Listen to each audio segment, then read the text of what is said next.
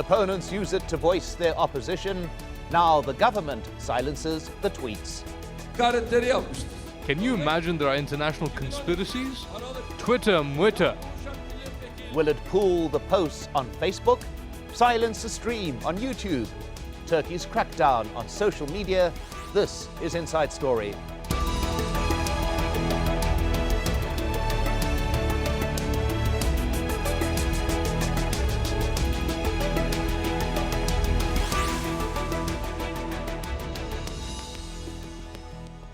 Hello and welcome to the program. I'm Mike Hanna. Opponents of the Turkish government have been turning increasingly to social media to voice their opposition. Now, one site, Twitter, has been blocked, and there have been threats to ban Facebook and YouTube as well. The government also recently tightened control of the internet. Nearly 8,000 websites are already jammed. Omar Saleh looks at Turkey's latest crackdown on social media for Inside Story. Many Twitter users in Turkey logging on to the social media website got this message. It reads, "The protection measure has been taken for this website." The state's telecommunications regulator TIB says its decision was based on 4 court orders against Twitter. The government says Twitter has ignored previous court orders to remove some web links. The decision came just hours after Prime Minister Recep Tayyip Erdogan warned to wipe out the social media website. Can you imagine there are international conspiracies? Twitter, Mwitter. We have a court order now. We will wipe out all of these. The international community can say this, can say that. I don't care at all. Everyone will see how powerful the Republic of Turkey is. The Deputy Prime Minister says the move was necessary. We took this decision as a last resort. These are not good things, but if laws are violated by breaching private life, at that point we have to do something and act. Some people are still able to log on to Twitter, including President Abdullah Gül. In some of his tweets, he wrote, "Only individual internet pages should be blocked if a court ruled that an individual's privacy had been violated. I hope the current block would not last long." But that is not going well with many here. It's definitely not a solution, because that makes the people more angry, more politically active. So I think it's not a very smart reaction. Banning Twitter is entering the personal space for people and limiting it. Others supported the ban. The government shut it down because of the leaking of voice recordings. I welcome it, and I think they should also ban Facebook. At the heart of all of this is the corruption allegations the government has faced since December. A series of videos, documents and wiretappings allegedly for the Prime Minister and his family were leaked on different social media websites. Prime Minister Erdogan says it was, quote, "immoral montage" and has denied all the allegations. The government says social media websites, including Twitter, Facebook and YouTube, have turned into platforms used to spread lies and smear campaigns. But critics say the government is trying to block further corruption allegations and silence dissent. Omar Saleh for Inside Story, Istanbul.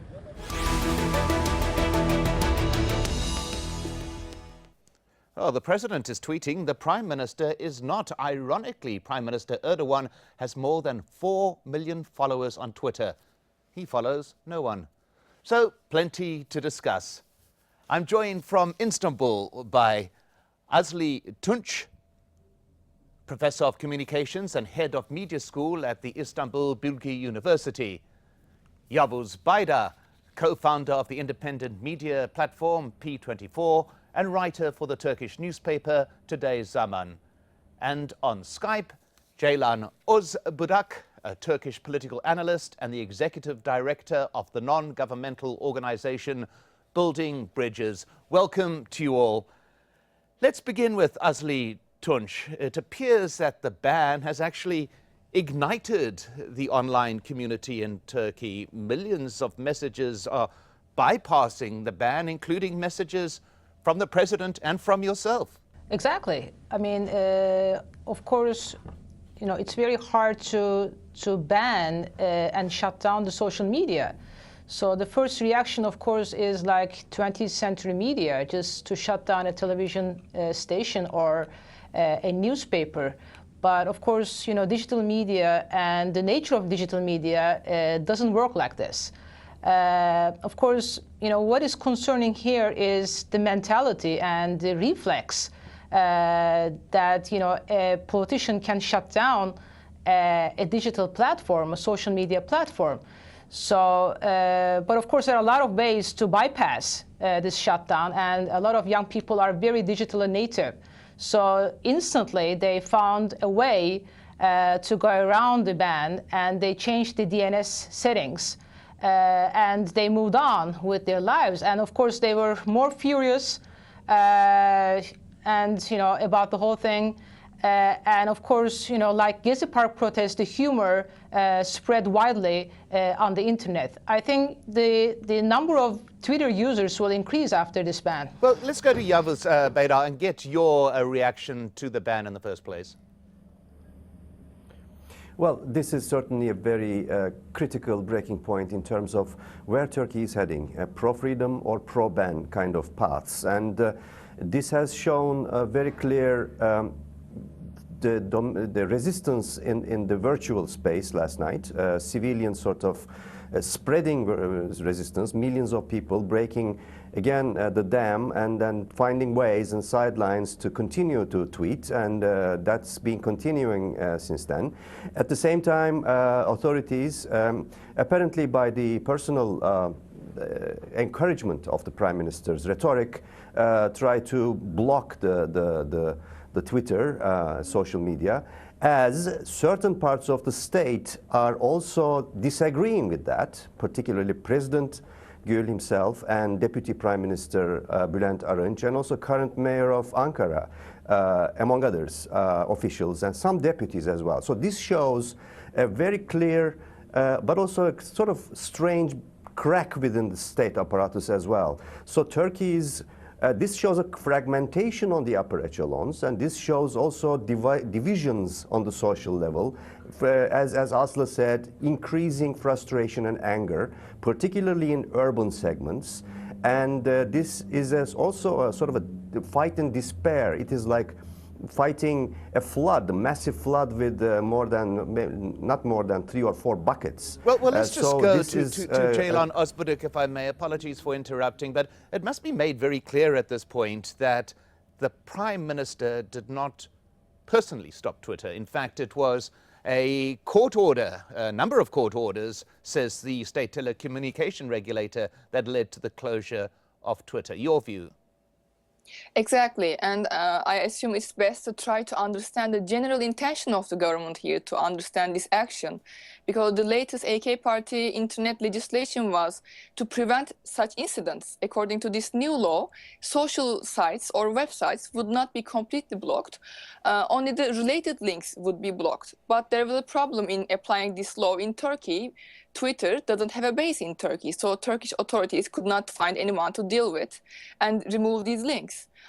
So to stop the applicants from being wronged, the authorities had to block the whole site for some time. And this action was also considered to push the Twitter authorities to establish an office in Turkey to deal with such matter.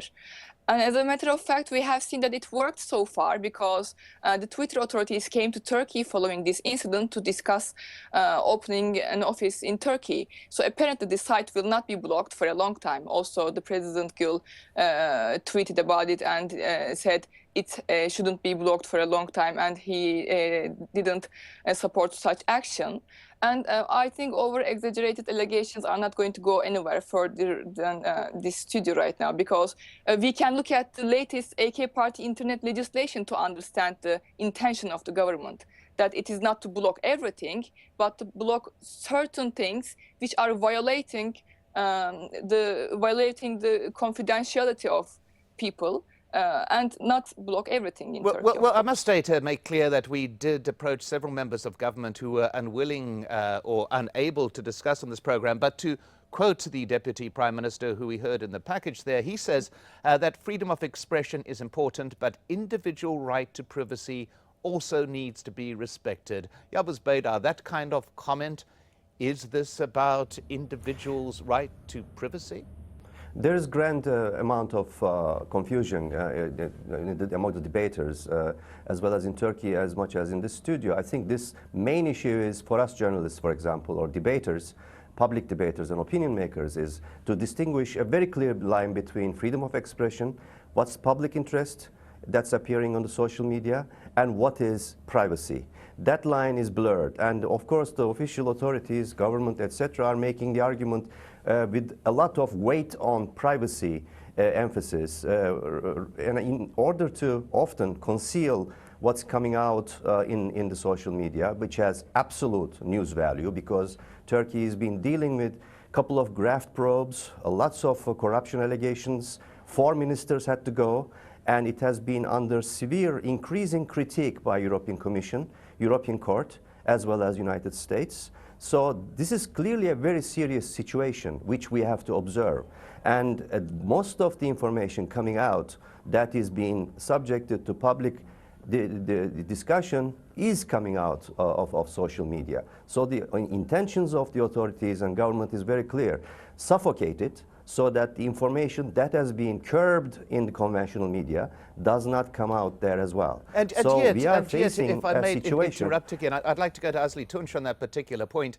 And yet, as we've said, it doesn't work very well, does it? Is the government, if it is intent on cutting down the social comment that has been happening on social media, it's got it wrong, has it not? It just doesn't work. Right, and we know that Turkey doesn't have a very good freedom of expression record, so it's not like an exaggerated, allegation here. But we know the government's reaction to social media in the past also, especially during Gezi Park protests. So social media created a platform for critical voices for opposition that the political authority does not like. So of course, they're trying to react, and the first reflex was to shut it down. As I said, it doesn't work because they're not very digitally native, and they don't understand the nature of social media. And they don't know this, young people, urban, educated, especially people who can use social media very well. And actually, it creates a new kind of opposition in the cyberspace, which I think the AKP government is not aware. Well, Ceylan Özbadak, I'd like to get your view on what do you think the motive is behind cutting these social media platforms? We know it's a court decision, yes, but is there any other reason you believe? I can give, for example, an example for what is considered as the confidentiality of the private life here. For example, the address of Foreign Minister Davutoğlu was shared on Twitter during the Gezi protests, and people were called on to raid his house. And the content stayed there for days and created a threat to him and to his family for a considerable time. This, for example, is a very serious threat towards his confidentiality, and a very serious threat towards his life. So such content, of course, should be removed. So some regulation is, of course, vital in terms of preserving the vital things in the society. And everyone has such laws. Of course, not all countries are blocking Twitter, but England, for example, passed a new bill about, again, very similar content. Except Germany, almost all European countries have some internet bills, very similar to what Turkey has right now. Actually, the latest internet bill, the latest internet law in Turkey is providing much more freedom than these European countries. But of course, this shouldn't have come to this point. We don't have to block Twitter we shouldn't be able to do this, and we shouldn't be resorting to these kind of things to stop people sharing this content. Well, I'll get some reaction on that in a moment, if I may just interrupt you, because let's just take a step back here and take a look at how big the interest in social media is in Turkey. Social media sites are very popular. The nation ranks among the top 15 countries in the world for Facebook, with 34 million users. That means about 40% of the population is on Facebook. Twitter is also an extremely popular social network with an estimated 10 million users. YouTube is one of the most visited sites in Turkey, but it was banned for 2 years in 2008 because of videos deemed insulting to the country's founder, Mustafa Kemal Atatürk.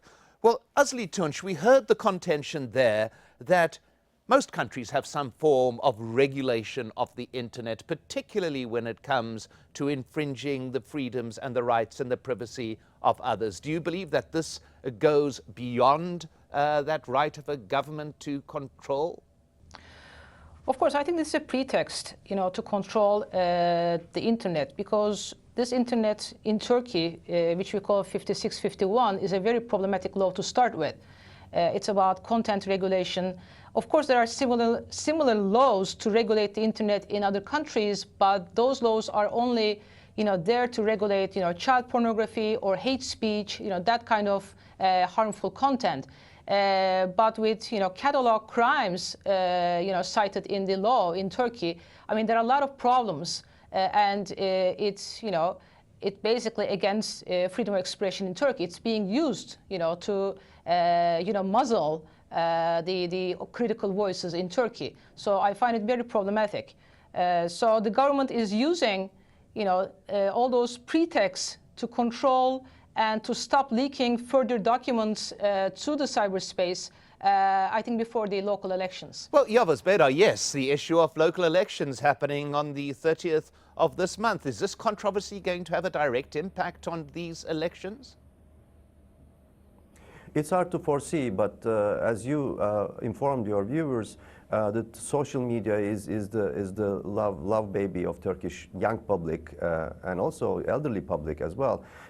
Turkey, according to eMarketer, Turkey tops Twitter league in the world in terms of Twitter penetration, and people love to communicate in this country. They love to insult each other, but they love to communicate as well, and they love to talk, and they love to learn. So this is going to affect the election results, but mainly one would speculate in the urban areas more than rural areas. This may be more divisive in the vote. Let's say it that way. This might be dividing votes in a much sharper way and polarizing people even further, and causing more anger. One would also speculate that if these suffocations continue, the sort of civilian anger would eventually, one would not wish so, but spill over to the streets, because we have seen examples of this before in the past weeks. So the vote will be affected. The color of the vote will be affected by this attempt. Well, yes. Ceylan Özbarak, your view on that. Is this going to have an impact on the local elections? Remembering, too, down the line, there will be national elections and there will, of course, be presidential elections. Of course, freedom of speech is one of the precursors of all elections in the world, but it's not the only one we have to remember. We have to remember what AK Party did for the country. They almost quadrupled the GDP. So people usually, when they go to voting, economy is one of the most important things for people, because if a party can serve well, if they can simply make the trains run on time, if they can provide good service to people, they will vote for the party. So, and if you look at Turkey, Turkey is mainly dominated by religious people. So they will have to, and they will want to choose, they will want to elect a right-wing party. And if we look at Turkey right now, we cannot see another alternative to a center-right party like AK Party. Well, if I may go to Azli Tunç on that particular point, the way in which the Prime Minister made his criticism of Twitter was very much of an infringement on the Turkish nation. He used the phrase, "We witnessed the power of the Turkish Republic." This almost sounded like an election speech. It sounds as though he thinks that the ban on Twitter may be popular at the polls. Is that a possibility? Well, of course, the Prime Minister hugely popular, and we know, there are a lot of admiration towards him as a character, as a leader. So, in the short run, I don't think that this ban will affect the, election results at all, because the partisanship, the attachment to the party is so strong. Again, it will cause, anger in the opposition, which was already there. So, I mean, the society is already very polarized, very split. So I don't think it will have a direct impact or effect on the results. I would just like to go to Yavuz Baydar and to return to a point that you brought up a short while ago. Apparent divisions within the AK party on this issue. We've heard already about the president, one of the founders of the party, clearly dissatisfied with it. We've heard other founder members of the party clearly dissatisfied with it. Is there a significance in this division in party opinion about the social media? There is, and there will be more, because at the end of the day, it will be all about negotiations with the European Union, Copenhagen criteria, and the precedents of the European Court.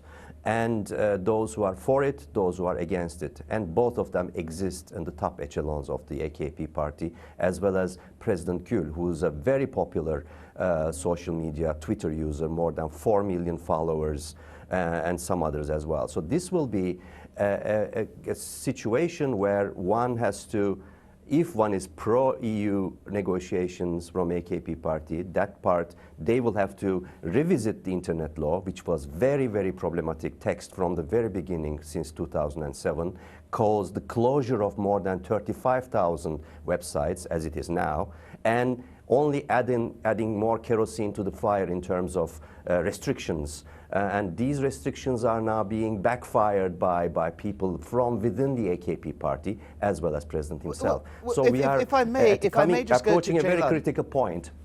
If I may just go to Ceylan Ozburak on that particular point, is this disagreement about Twitter, about the internet, actually reflecting something far deeper, and that is disagreement within the AK party about fundamental policy, just as we've heard there?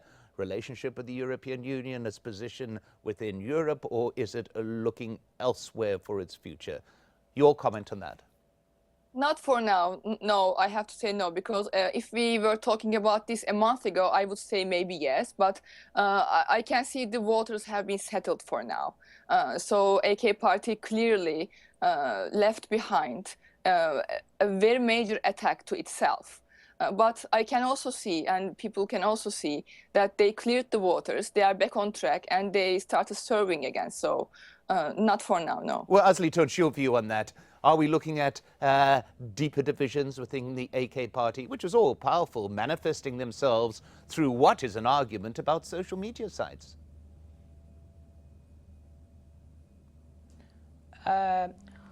Well, I don't think there will be any division within the party, because there is a big devotion to the leader. So it's a one-man party. So I don't think it will be any division about the issues like EU, which is, I think, it's not part of the agenda right now.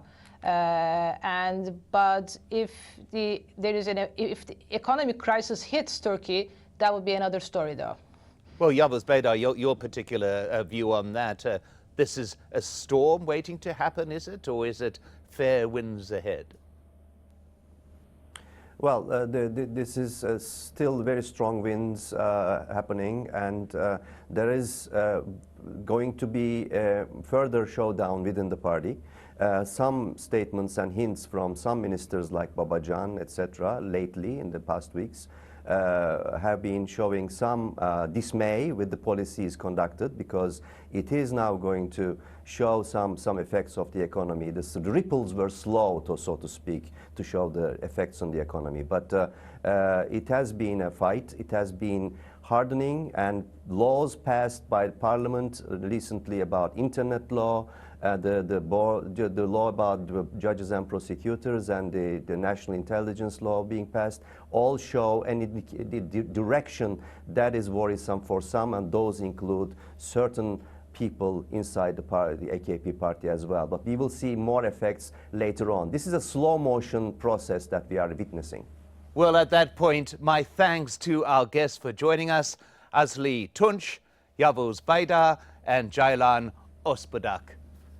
And a reminder, you can find this program and many more at aljazeera.com.